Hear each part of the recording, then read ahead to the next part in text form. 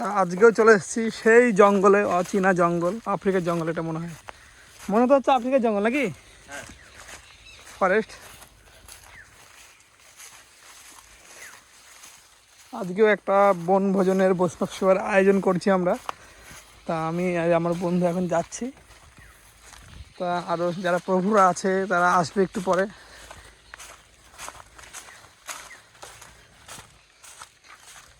চারি সাইডে পুরো একদম ঘন জঙ্গল। জঙ্গলটা পেরিয়ে যেতে হবে।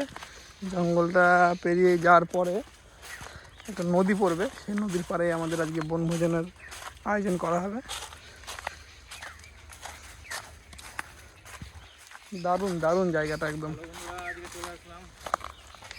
দারুণ, একদম মাইন্ড ব্লোয়িং জায়গা। খুব ঘন জঙ্গল।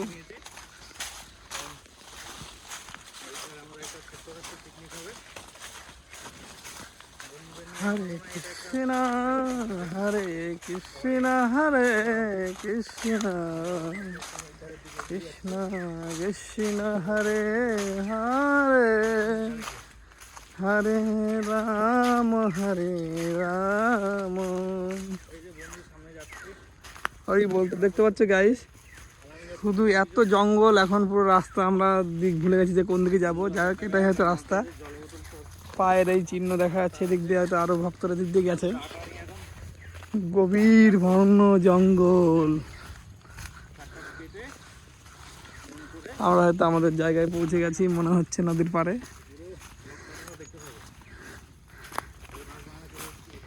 এই যে চলে এসেছি প্রায় বাঁশ বাগান। এইটা পার করলেই মনে হচ্ছে পিকনিক স্পটটা পেয়ে যাব।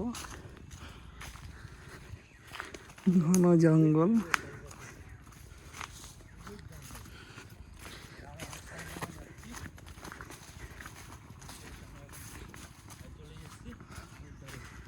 হরি বল। এই তো নদীর দর্শন পেয়ে গেছি। এই যে এটা হলো সেই জলঙ্গি নদী। এই নদীর পাড়ে আমরা এখন পিকনিক করব। দেখতে পাচ্ছেন কত সুন্দর একটা পরিবেশ। যাই হোক, এখানে আজকে বনভোজনের আয়োজন করব, অসুবিধা নেই। হরি বল।